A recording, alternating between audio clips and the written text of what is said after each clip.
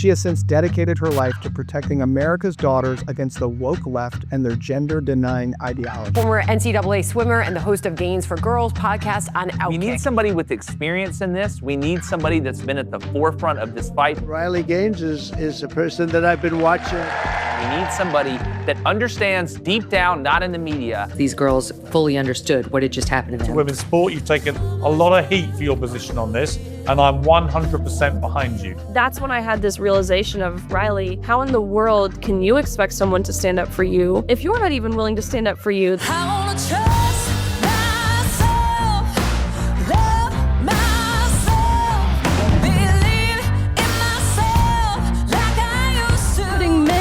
In women's sports, I'm thinking to myself, I'm the crazy one. It must be. This is the freaking Twilight Zone. Air quotes, women. People all the time say, you're so brave, you're so courageous. I'm really not. I feel a sense of responsibility. I was really reassured that what I was speaking to was in fact the right thing. I haven't lost a single friend. They know my heart. They know who I am as a person. They know that I'm not approaching this conversation with any ill will or hatred or animosity towards one specific person or any group of people. But for now, she's going to spend some time with we the people. Riley Gaines, thanks for coming on the show. We the people. Why you quiet? It's time to stand up for the truth. And they coming for our kids, so who gon' stand up for the youth? And we know we win because Yeshua is the proof. We the people like Garcia, so that's no excuse. Riley Gaines is a 12-time All-American swimmer with 5 SEC titles during her time at the University of Kentucky. She had dreams of becoming a dentist. That dream and her entire life changed when she was forced to share a locker room and compete against a biological male, Leah Thomas, at the 2022 NCAA Women's Championship. This uneven challenge, not just for Riley, but for every woman competing in the pool that day, was made even more traumatic when the NCAA officials insisted on giving Leah Thomas the trophy despite her and Riley having tied in the race. When no one had the courage to stand up for Riley and the other women, she took it upon herself. She has since dedicated her life to protecting America's daughters against the woke left and their gender-denying ideology.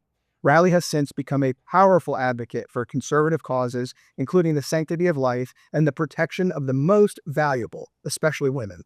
As a conservative activist, she fights to ensure that the rights of the unborn are defended and that women's opportunities and spaces are preserved from the ideological overreach. She is committed to preserving fairness and equality for all women in all areas of life. But for now, she's going to spend some time with we the people. Riley Gaines, thanks for coming on the show.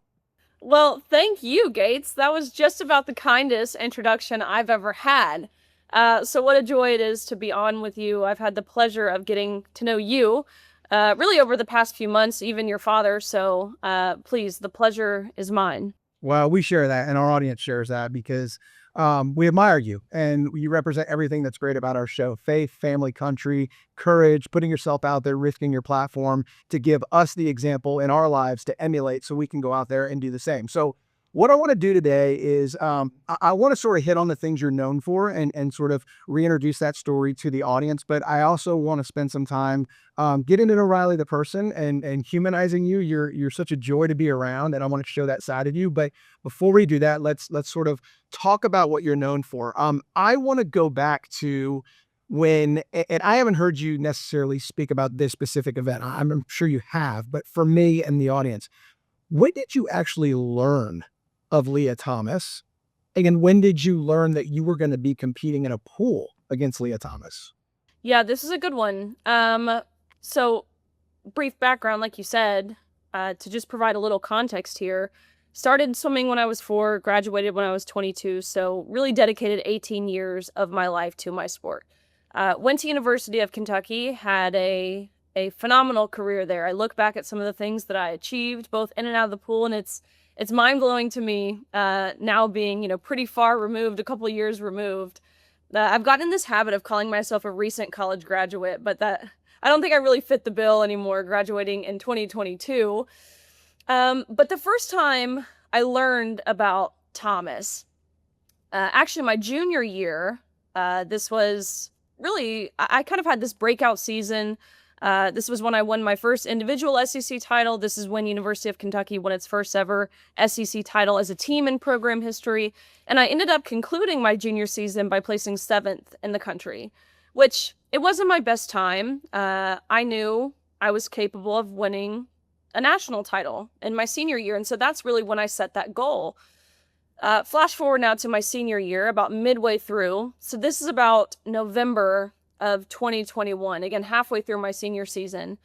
I was ranked third in the nation in the 200 freestyle, trailing the girl in second, a girl I knew very well, because as you know, like in most sports, your top tier athletes know of each other regardless of where you compete, because we had grown up competing against each other. So I knew the girl in second pretty well. But the swimmer who was leading the nation, by body lengths, might I add, was a swimmer that me and my teammates and my coaches, we had never heard of before. And that was the first time we became aware of a swimmer named Leah Thomas. Lots of red flags at the time upon learning who this person was, at least thinking I knew who this person was. For all I knew at the time, bear in mind we hadn't necessarily seen a photo of this person, or else things definitely would have been a little more clear. But for what I knew at the time, this was a senior from University of Pennsylvania, which is not a school that has ever historically produced that caliber of swimmer. Again, leading the nation by body lengths in events ranging from the 100 freestyle, which is a sprint, all of the freestyle events in between through the mile, which is of course long distance. I mean, none of it made sense. I'm scratching my head, talking to my coaches, who is this? We had no idea. We continued to stay in the dark until it was actually an article that came out disclosing word for word that Leah Thomas is formerly Will Thomas and swam 3 years on the men's team at University of Pennsylvania before deciding to switch to the women's team. And it was at this point, right? Like, there were a lot of emotions. I think how myself and my teammates reacted at first was almost, we kind of treated this as like comedic, like it was almost funny, because I think that's a pretty natural response given the fact that it really is like a South Park episode, which is objectively meant to be funny. We looked up at this point who Will Thomas was. As you could probably imagine, this was a very mediocre man. That's probably generous. This was a less than average male swimmer competing at the Division I level in his rightful category, the men's division, ranking in the 400s and 500s nationally the year prior to, again, just 12 months later, dominating the entire country. Not just number one, I mean total domination of the entire country of women and girls. It was at that point I believed that the NCAA would see it how I saw it. And again, how my teammates, how my coaches, how my family, how anyone with any amount of brain activity would probably comprehend this information. But lo and behold, the NCAA saw nothing wrong with this. And it was about 3 weeks before our national championships, before the NCAA released a statement saying that Thomas's participation in the women's category was a non-negotiable, meaning there was nothing we could do. No questions we could ask, no concerns that we could raise as women, as female athletes. We were quite literally told we had to accept this with a smile on our face. And part of your story is that no one stood up for you, so you stood up for yourself. And we're going to get into that part of your story. But something I don't know that everyone is familiar with, that is even intimately familiar with your story, is the infamous photo that we've all seen of you standing next to Thomas on the podium. You're one step lower on the podium. However, you tied that race with Leah Thomas, and Leah Thomas got the trophy. People don't realize that. You were both entitled to the same trophy by way of tie, but the NCAA came up to you and said, well, we only have one on premises, so we're going to give it to Leah Thomas, and we'll send you yours in the mail. Couple things, Riley. Talk about that moment and what your reaction was to that. And then you still stood on the podium. And I don't know if I could have done that, but I think the fact that you did that shows courage. It was respectful to represent your school up there, your country up there. But why did you still choose to stand up there next to him? This is good, and this is something I really haven't touched on before, but I had already, going into this race, bear in mind this was the second day of competition of our national championships, which again, the NCAA championships is the pinnacle of our sport. Comparatively, it's faster than the Olympics, given how much depth the U.S. has, how people from all over the world come to compete in the NCAA. It's the fastest meet in the world. It's the culmination of my career, too. Like, this is my last meet. It's capping off an 18-year career. Like this was it for me. Not just what I had trained all year for. This is what I had trained, again, my entire life for. So, again, a little backstory. Second day of competition, the day prior, again, keep in mind, I had watched Thomas swim to a national title in the 500 freestyle, beating out Olympians, beating out American record holders, the most impressive and accomplished female swimmers this world has ever seen. And again, the story goes, he beat them by body lengths. No one was even close. He beat everyone by 2 seconds. That is a significant margin in our sport, a sport that's measured down to the 100th of a second. He would have beat everyone in the country the next year, every girl in the country the next year by 2 full seconds. Domination. So stood on the block, 200 freestyle. I look over, of course, to the lane next to me, standing at 6'4", his size 15 feet, taking up the entire block. Visible from his side profile is not only his Adam's apple, but to be pretty explicit here, the bulge and his women's swimsuit, right? You almost go into the race feeling, I felt defeated, right? I felt like my hands were already tied behind my back. It was kind of like a race for second at that point. And so we dive in, we swim 8 laps. I touch the wall at the end. I look up at the scoreboard behind me, and almost impossibly enough, like you said, we had tied. We'd gone the exact same time down to the 100th of a second, which, number one, I believe is incredibly embarrassing for a 6'4" man. But 2, it's rare. You're racing for 1 minute and 40-ish seconds, and not even 1/100th of a second separated us, which you can't tell me that's not divine intervention. But as you said, we go behind the awards podium. The NCAA official looks at both Thomas and myself, him towering over me, and this official says, "Great job, you two, but you tied. We don't account for ties. We have 1 trophy. We're going to give that trophy to Leah. Sorry, Riley, you just don't get one." That was really the moment when. But you ask specifically about standing on the podium. I had already made up my mind. I was not going to stand on the podium. I had talked to some of the officials before the race even, about what it looks like to just not get on the block, not dive off, not compete. And they told me, "Riley, this is the championship final of the NCAA meet. Like, if you don't get on that block when we blow the whistle, we have alternates who are desperate for your spot." So I figured, okay, again, at this point too, I just wasn't, I don't think I was willing to compromise in that way. I had worked hard to be there. It wasn't fair, which I'll get into that in a minute, and how my mindset has certainly changed in these past few years. Anyways, but I had made my mind up. I'm not getting on the podium. In that brief moment when this official tells both Thomas and myself this, I was at such a loss. I'd already made my mind up. But at this point, it was, if I didn't get on the podium, there was going to be no empty spot anyways, because he had my spot. There was no visual to even be had because he was standing in my place anyways. So there would not even be an absent place where my presence was to be seen. So then I thought to myself, maybe it's a good thing for, I don't want to say the photo op, but to highlight, again, this is a man who stood 9 inches taller than me, like 8 to 9 inches taller than me. Very visibly, he is a male. Maybe this will give that picture that some people need to realize that this is wrong, that this is harmful, it's regressive, it's hurting women. So I pretty quickly changed my mind. I would get on the podium. And that's kind of what that looked like. But it was in that moment, you mentioned like waiting for someone else to say something, which is truthfully what I was doing.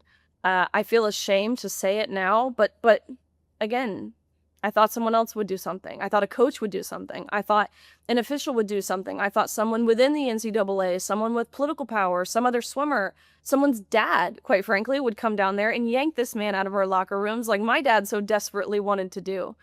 I guess naively believed that someone whose job it was to protect us would protect us. But it was in that moment, on that podium, sharing my placement again with a man towering over me, holding this trophy I knew I had to give back. That's when I had this realization of, Riley, how in the world can you expect someone to stand up for you if you're not even willing to stand up for you? This has to come from you all as women, as female athletes. So, what's interesting is the fact that you did stand up there. I view the movement that is Riley Gaines beginning with that photo. So the virality of that photo seen worldwide, I think sort of catapulted this movement. So you mentioned a few things in your answer: divine intervention, fairness was one thing you mentioned. I pull a couple things out of that I want to ask you.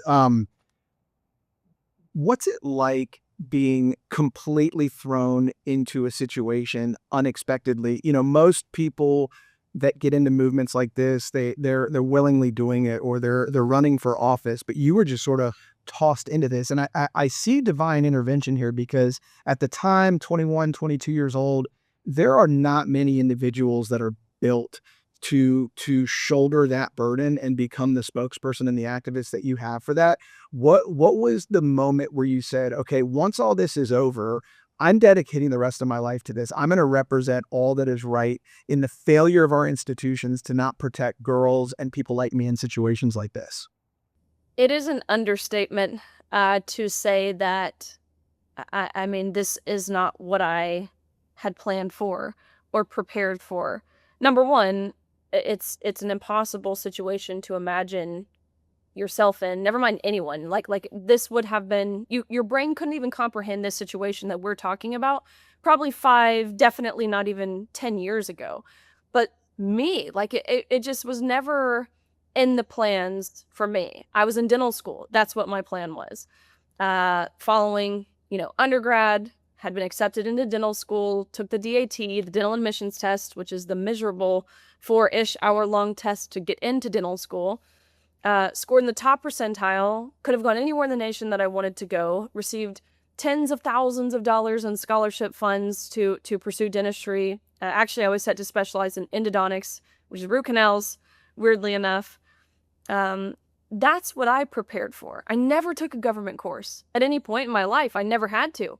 And to be totally honest with you, I wasn't interested in civics or a civil process. Like, that was the job for old men, like not me. I didn't care.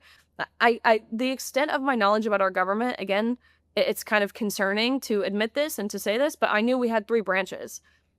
Didn't know what they did. I still don't really know what they do. I don't even think they know what they do half the time, to be honest with you. Any sort of public speaking course in college, I mean, my face turned the color of a tomato. Okay, so just to make it very clear, like, by no means did I feel prepared for this. But I was just really, really wrong in assuming that that's how God works, that he calls those who are already prepared, because that is not at all what he does. Actually, quite the contrary. He prepares those who he calls. And if he brings you to something, he'll certainly bring you through it. Just like he did with Moses, who led the Israelites out with Aaron and his staff, just like he did with Joshua, who he promised a victory over the Canaanites, and just like he did with Esther before she was brought before the king. So these past, few years, it's been a lot of trust. It's been a lot of, attempting to listen to where I am called. It's been a lot of saying yes, which is new to me. For so much of my life, when different opportunities arose, whether it was social opportunities, even things like going to prom or whatever it was, I had to say no to those things because I had my sport. I had swimming. I had practice the next morning. I couldn't have sleepovers with my friends on Friday night. I couldn't go on spring break senior year with, whatever the situation was. So I was so used to turning down opportunities. But in this period of time, I just really decided I'm going to say yes to anything and everything that comes my way, and we'll see what doors open, and if a passion develops, and that is exactly what has happened.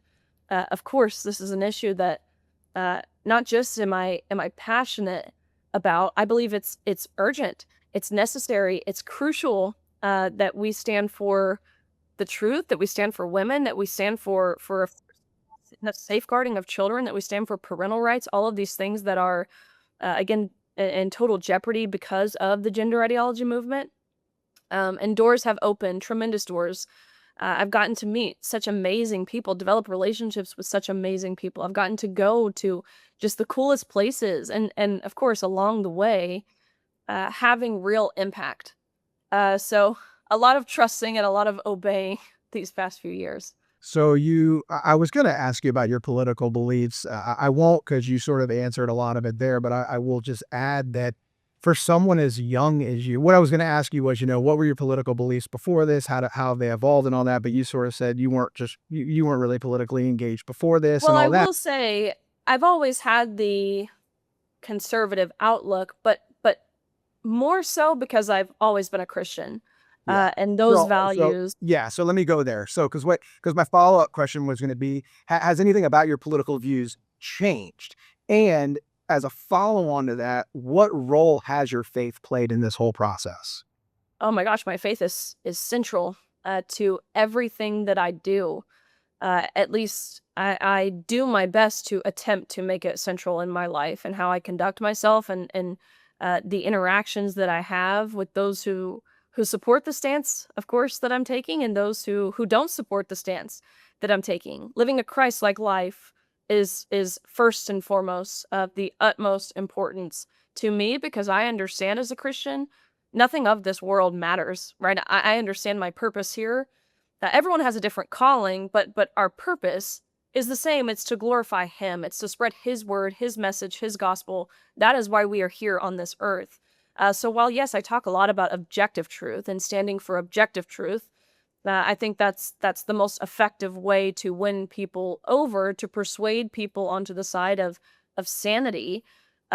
More importantly, personally, is standing for biblical truth, and it goes back to the first book. He made them male and female intentionally and uniquely in His perfect image. It doesn't get more plain or more simple or easy to decipher than that right there, and knowing we have a Creator who does not make mistakes. So that's always been the foundation, I would say, of my beliefs, and of course, those typically align more conservative. So what's changed over these past few years? Again, I think it's just understanding that I've just developed a passion for it beyond this issue too, right? Like the sanctity of life itself. That is something that I don't believe there is a more worthy cause. Really understanding the parallels too between the gender ideology movement, between the abortion epidemic, seeing how those two things go hand in hand, seeing how they are anti-human, how they seek to destroy human beings. Again, God's perfect creation, imperfect people, but in His perfect image. The issue of immigration has become really central in my life as well, given the fact that I've married an immigrant. So dealing with that. Louis. Everyone loves Louis. We do. He's the best. And of course, I call him an alien all the time, but of course he's done things the correct way. He's your alien. Yes, right, exactly. But even still, dealing with the legal immigration process has, especially under the previous administration, given the fact they were unwilling to grant my husband his green card for 3 years because he wasn't willing to get the COVID vaccine. So dealing with all of this, it's just really lit this fire inside of me, and it's kind of, taking the blinders off your eyes, and it's once you see these issues that are affecting the cultural chaos that really plagues this country, it's impossible to then close your eyes to it, which I wish desperately sometimes I could be as ignorant as I once was. But once you see it, it's impossible to unsee, and I feel, truthfully, a sense of responsibility. I remember before I spoke up, following, the whole situation on the podium, before I took that initial leap of faith, I remember seriously feeling so guilty. That's the feeling that I felt. You asked my feelings. I felt, of course, belittled and betrayed, but I felt like I had participated in the farce. And it's because I had, there's no sugarcoating it. I had, by getting on that block, by diving in, I was just as bad as the people who created and enforced these policies. And once I realized that, I had that, again, self-realization that I was complicit. That was just as bad as the people who pushed this stuff forward. And so I think to understand how I've evolved, it's just there's a passion now, a fire that's been lit. So I find it so interesting that you've but you're so passionate about the pro-life movement and protecting the unborn, because there's an analogy between your situation when you looked around and said, no one's willing to to defend me, to stand up for me. That's exactly what the pro-life movement is. It's standing up for those that can't stand up for themselves, the unborn. So I love how you sort of blended those two. All right. So with everything that's happened to you, it's you faced adversity, and in life, we're all going to face adversity at some point. No one creates adversity for themselves, but it's going to strike in some form. For some, it's greater than others. But what we can do as we live our life is prepare ourselves to be able to weather adversity when it comes our way. One thing as a father of 3 that I'm passionate about, I played athletics all the way through college. I was nowhere near the level of an athlete that you are, but I still learned all the same lessons that you probably learned and had to apply the same values to my craft. And I have 3 kids now, and insist is a strong word, but I'm very heavily pushing all of them into various athletic endeavors, not because I want them to play professional sports, but because I think that there are lessons learned in a swimming pool, on a wrestling mat, on a football field, on a tennis court that are applied later in life that you only learn at those ages through those athletics. You've been physically assaulted. Something that people may not know about you. You were locked in a room for 3 hours and ransom was denied for your release. That is just mind-boggling. So what I want to ask you is, how it takes to deal with all that takes toughness, takes grit, all sorts of qualities that I think are learned through athletics. So what lessons from swimming in a pool your entire life have been applied to what you're dealing with now? I mentioned not being prepared, but I don't think that's true. I didn't think I was prepared, but playing sports, you said it, it did prepare me for this. I mean, the life lessons, the skill sets that you develop, not just at the elite level too. I think competing at the highest level, being a team captain of my team, yes, it taught me how to be a leader. It taught me how to communicate. Of course, the team aspect, understanding, there are things that matter far more than just yourself, your personal success, doing something, for a greater purpose, your team. All things I utilize in this fight now, but, and you say insist, it's so funny you say that because that is absolutely what my parents did. Like, there's no roundabout way about it. Like, it's probably now considered some form of child abuse, but we had to play sports. And I am so grateful for that. It didn't matter what sport we played, but we were playing sports. It taught me how to, I think the important things I learned, it taught me how to set goals and work to achieve those goals. It taught me how to be resilient. It taught me how to be gritty. It taught me how to understand that pain, whether it is in the physical sense or emotional pain, whatever it is, it taught me how to understand that really is, it's a mindset. It's mental. And I will never forget my father when I was little. I was probably 8 years old. He had a work trip in Memphis, of all places, and he asked if I wanted to go with him. I said yes, of course, let's go. It's amazing my mom even let me, being involved in sports and things. Anyways, it was just us two. Middle of December, and we get to the hotel, we check in. He says, "Come with me. We're gonna go downstairs." We go downstairs, and there's a pool outside. And it's in the middle of winter. It's covered up with a tarp. And he pulls the cover back. I'm like fully dressed in clothes. And he's like, "You're going to jump in. You're going to tread water until I tell you can get out. And you're not allowed to say you're cold. And you're not allowed to chatter your lips. You're not allowed to shiver." And I'm like, "Dad, like, I'm calling mom. You can't make me do this." He said, "Jump in." And so, of course, we've always been taught to obey our parents. I jump in the pool. I tread water for probably 5 to 10 minutes. Freezing cold, but I didn't verbalize that. We get out of the water, we go back up to the room. I remember, like, my lips are purple, and I was like, "Dad, what was that about?" He said, "It was your first lesson in mental toughness." He said, "That water, there's no such thing as cold." He said, "There's such thing as absence of heat, but there's no such thing as cold, and once you realize that, it will translate in your sport and far beyond." And I've never forgot that. Even as a 24-year-old now, 16-ish years ago, I've never forgot that. So I'm so grateful for my parents for insisting we play sports. I'm so grateful for the foundation that they provided me. And again, the skills that you develop in playing and how those translate far beyond athletics. I would say more so in your life outside of athletics. And I think we see that especially in women. There was a study that came out not too long ago. I think it was an Ernst & Young study that said 94% of C-level executives that are women were female athletes. And again, that statistic, it speaks for itself.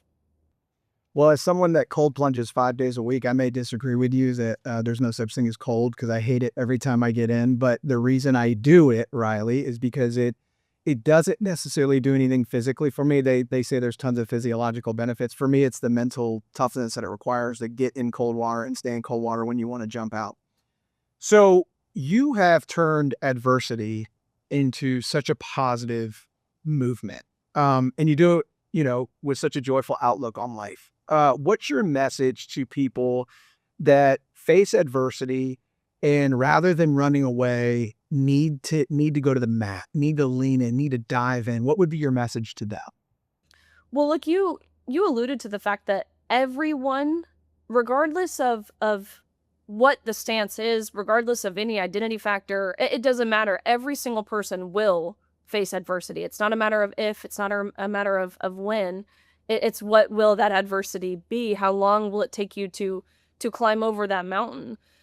So my message to people, and this is something again that I've really had to learn and develop this skills in particular over the past few years, is first and foremost, take it on the chin.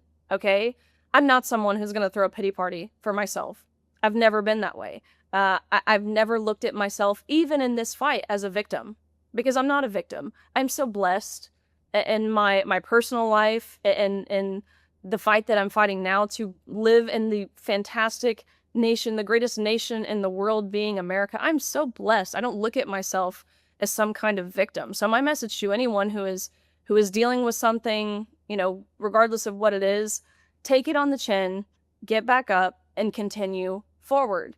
That's been the mindset I've adopted over the past few years, and it's helped me tremendously. I hear people all the time, well, again, specifically to standing for reality in the sense that there are two sexes. You can't change your sex. Men and women are different, right? People tell me all the time, look, I don't want to be called transphobic or homophobic or racist or whatever slur or term or derogatory name they will call you. You know what's scarier to me than being called any of those names is an eternity in hell. That's a whole lot scarier to me.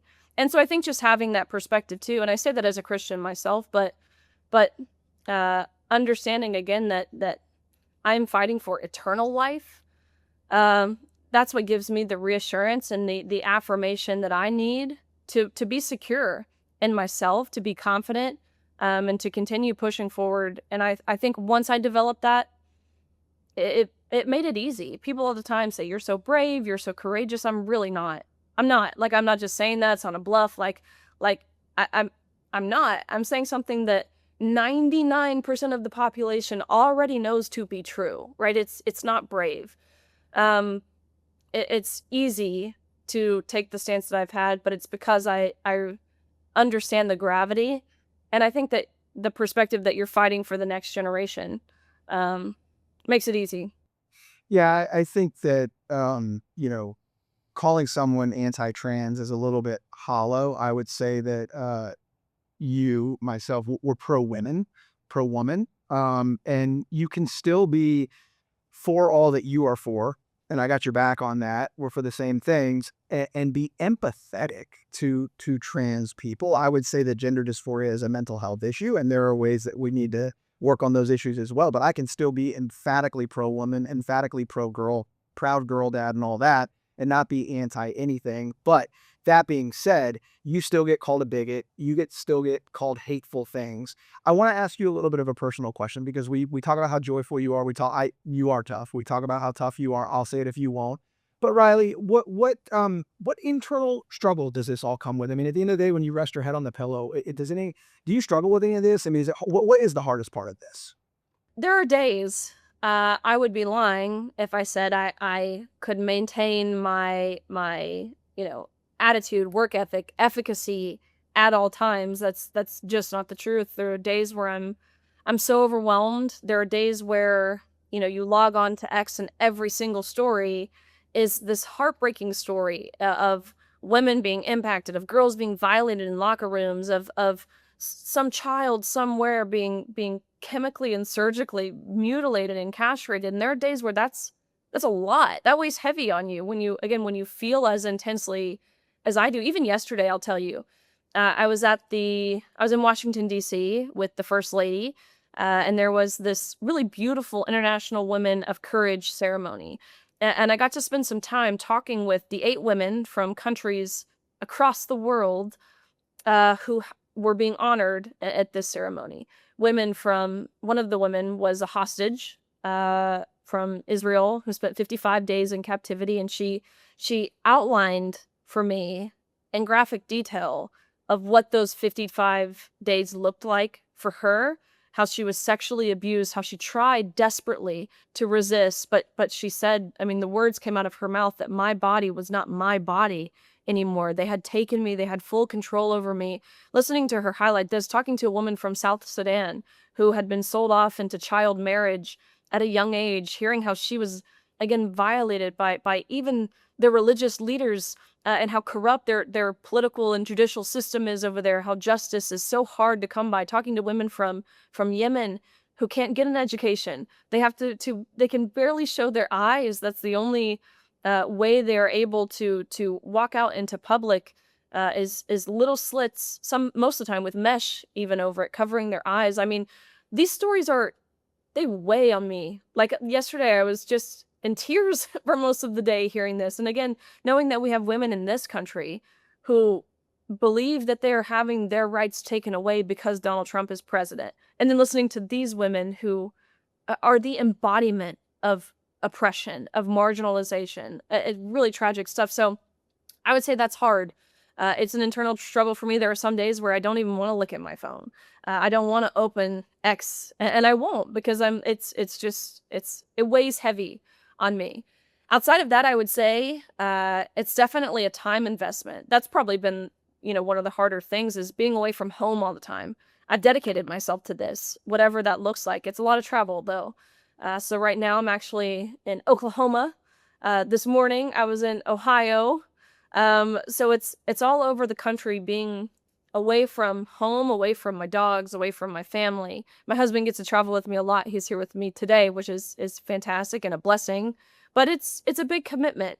But again, worth it for sure. 10 days out of 10 days. All right. Rapid fire with Riley. Let's have some fun. Let's do it. What's something people don't know about you? Something people don't know about me. Let's see. I love to hunt. That's a big one. We elk hunt, of course, with deer, turkey. I mean, you name it. What's another thing? Oh, I have a tattoo on my lip. I don't know if you can see it. Wow. Okay. It's just a smiley face. Wow. So that's something people don't know about me. I see people often in real life, even at the airport. Are we breaking news with that tattoo? We're breaking news. Whoa. Breaking news. Riley has a lip tattoo. Holy moly. All right. It was super fun because me and a bunch of my teammates, actually, in college, we decided after we were done swimming, we wanted to be rebellious, but we're just not rebellious people from the standpoint of doing things that are illegal, and we like to have our fun, but just innately not rebellious people. So we figured we'll get a tattoo, but I didn't want a tattoo on my body, right? So we were looking it up. What can we do? We found out these lip tattoos are supposed to fade in 5 or so years. Well, yeah, that's a lie. I've heard horror stories about those. They sometimes don't fade ever. Nope. No. So I have a smiley face permanently on my lip. Well, we said you were joyful, Riley. Yes, right. The only people who see it are my dentist, but it's yeah. So people don't know that one. We're just breaking news here. That answer suffices. We'll take that. All right. What is a misconception about you? Oh, a misconception about me. I would say, of course, that this idea that I'm this, big, scary villain. Again, you know me.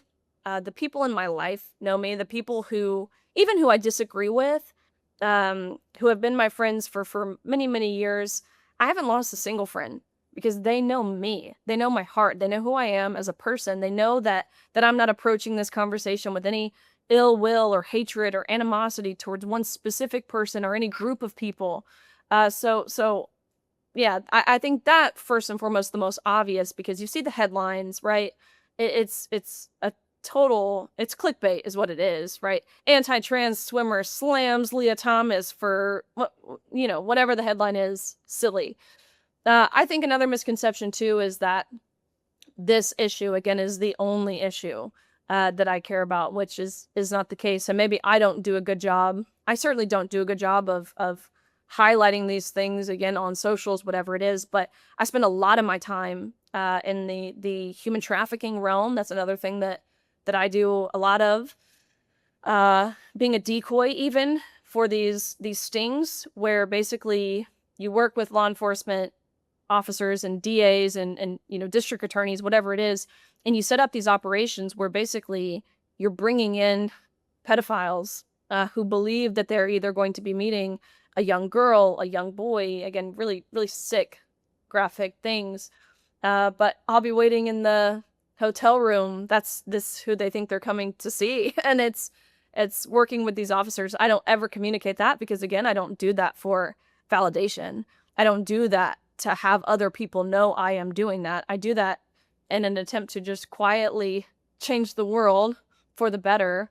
So I think those are two misconceptions about me. One other thing too is every time, or oftentimes I'll see people in an airport, out in public, whatever it is, and they'll say, I thought you were much taller in real life. I'm like a whopping 5'5". I'm not that tall, especially for swimmers. Most swimmers are like, super tall. They've got the very big builds, which I'm very broad, very, muscular, but not overly tall. All right. So you get in the pool today, going for Olympic gold, national championship, whatever. What's on the playlist? Ooh, my playlist. Well, I think naturally, being a born and raised and very proud Nashvilleian, we've got to have some country on there. I love Cody Johnson. I love Luke Combs. I love Riley Green. I love kind of just the standard today's country, Yeah. That's definitely on the playlist. I think if I had to have like a hype song, what would it be? We had fun playlists in college, it's like the trending TikTok songs, but it would get everyone going. And it was always my job. Like I was always on aux. We had this big speaker. We named her. It was a her. She came with us everywhere.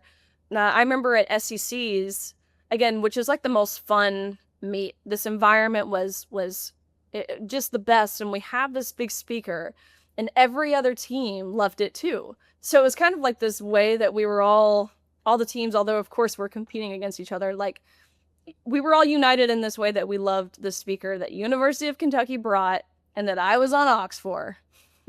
I love that. All right. So this show is all about faith, family, and country. We've certainly hit on faith and country. I want to end on family. I love that you're sort of bucking the trend of our generation. I'm a lot older than you, but sort of younger people getting married at older ages. I got married at a very young age, at 40 years old. I have a 10-year-old, a 7-year-old, a 4-year-old. We're seeing, people get married older and older. I won't give your age away. People come back into it. You've gotten married at a very young age. I love that. The nuclear family is something that I'm probably more passionate about than anything. So I commend you for that, for finding love, for devoting your life to each other, at such a young age. What is something that you've learned through marriage or ways that your life has changed since being married? Oh my gosh. Well, I will be the first to say that getting married at a young age has been the best thing. It has been the biggest blessing. I mean, I'm married to my best friend. It's the greatest thing. And you're right. It's not the norm. I have lots of friends who, we're in totally different stages of life. It feels like. Right? People who, some of my best friends even, they're still going out to the bars and partying and that kind of life every weekend where I'm at home with my husband and my dogs and my family, whatever it is. And people will say, don't you feel like you're missing out on life? Oh my gosh, no. I feel like my life has just begun. I don't feel like, this old life ended. I feel like my life really just started when I got married. So what I've learned, I compare myself now to to 5 years ago. I've been married coming up just shy of 3 years now. Marriage has taught me how to be selfless, which is prior to marriage, even dating, right? Like there's this almost innate, inherent sense of selfishness. I'm ashamed to say it, but I think that's kind of standard across the board. But being married to someone who has your best interests, I of course have his best interests. He is my biggest support system. He is my rock. He is the constant throughout all the ups and downs. It just teaches you how to be selfless. He's really taught me that. He's so selfless. Anytime, if we ever get in an argument or a tiff or whatever it is, I think I'm of the mindset too. Like I'm so competitive. It's hard for me to say sorry. Like I think it's a competition thing. Like I don't like to admit I'm wrong because I am never wrong, right? Like I'm never wrong. He's taught me really how to say sorry, how to admit when I'm wrong, and I am a better person for it. So I'm so incredibly grateful for him. He's the best, and I don't think I tell him that enough. So I hope he's not listening to me. I'll have to make my amends after this. And lastly, he swam in Kentucky. I don't know if everybody knows that. Can you kick his ass in the pool? It defeats my whole entire argument, but absolutely I can. Absolutely, I love that. I love that. I love that. That's great. Well, Riley, you're a hero. You make me a proud girl dad. My daughter's going to watch this episode 100 times. I thank you so much for coming on. We the people are grateful. Keep up the good fight. You guys are the best. Thank you. You'll have to tell your daughter I say hi, because that's what it's all about. So thank you, Gates. We the people. Why you quiet? It's time to stand up for the truth. And they coming for our kids, so who gon' stand up for the youth? Ay, and we know we win because Yeshua is the proof. Ay, we the people like Gates Garcia, so that's no excuse.